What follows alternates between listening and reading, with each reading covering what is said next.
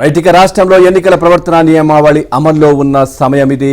కొత్త ప్రాజెక్టులకు పైసా మంజూరు చేయాలన్నా ఎన్నికల సంఘం అనుమతి తప్పనిసరి. అలాంటి సమయంలో అవేమీ లేకుండానే, కనీసం సంబంధిత శాఖ మంత్రికి తెలియకుండానే, కేబినెట్ ఆర్థిక శాఖ అనుమతులు లేకుండానే హైదరాబాద్లో ఫార్ములా ఈ రేస్ నిర్వహణకు హెచ్ఎండిఏ ఒప్పందం కుదుర్చుకుంది. దాని నిర్వహణ కోసం 54 కోట్లు ముందస్తుగా చెల్లించేసింది. ముందస్తు నోటీసులేవీ ఇవ్వకుండానే ఆ ఒప్పందాన్ని అతిక్రమించి రేస్ను రద్దు చేసినందుకు మున్సిపల్ శాఖకు లీగల్ నోటీసులు ఇస్తామంటూ ఫెడరేషన్ ఆఫ్ ఇంటర్నేషనల్ ఆటోమొబైల్స్ ప్రకటించిన నేపథ్యంలో ఈ అక్రమాలన్నీ వెలుగులోకి వచ్చాయి.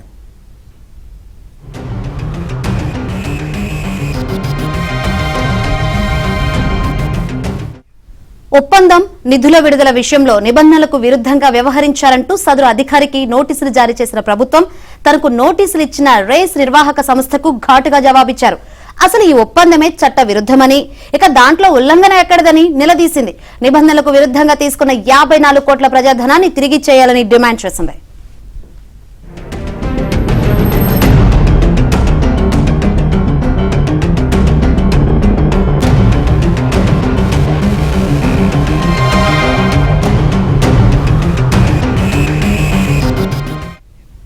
సాధారణంగా ఏదైనా సంస్థతో ప్రభుత్వం ఒప్పందం కుదుర్చుకోవాలని భావిస్తే ముందుగా దానిపై సంబంధిత శాఖ మంత్రి ఆ శాఖ ఉన్నతాధికారులతో చర్చిస్తారు.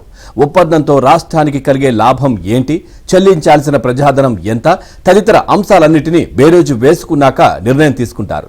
నిధులతో ముడిపడి ఉన్న అంశమైతే ఆ ప్రతిపాదన ఆర్థిక శాఖకు వెళ్తుంది.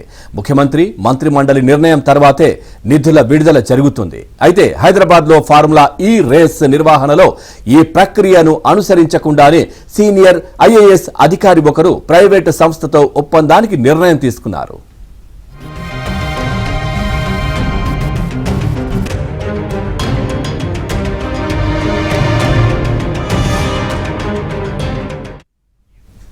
గత ఏడాది ఫిబ్రవరి 11న హైదరాబాద్ లో జరిగిన సీజన్ 9 ఫార్ములా ఈ రేస్ నిర్వహణకు 200 కోట్లు ఖర్చయింది. ఇందులో ఈవెంట్ నిర్వాహక సంస్థలైన గ్రీన్ కో 150 కోట్లు, హైదరాబాద్ రైసింగ్ లిమిటెడ్ 30 కోట్లు ఖర్చు చేశాయి.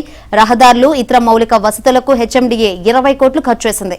ఈ ఏడాది తలపెట్టిన ఫార్ములా ఈ 10వ సీజన్ ఈవెంట్ కు రాష్ట్ర ప్రభుత్వం కేవలం ఫెసిలిటేటర్ గా ఉండి ఖర్చంతా ప్రైవేట్ సంస్థలైన గ్రీన్ కో, ఫార్ములా ఈనే భరించాల్సి ఉంది.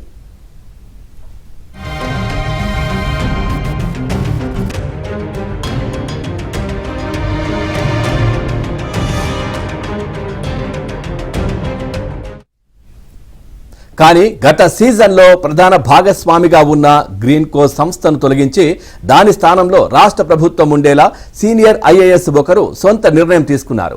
ఆ సమయంలో రాష్ట్రంలో ఎన్నికల కోడ్ అమల్లో ఉంది.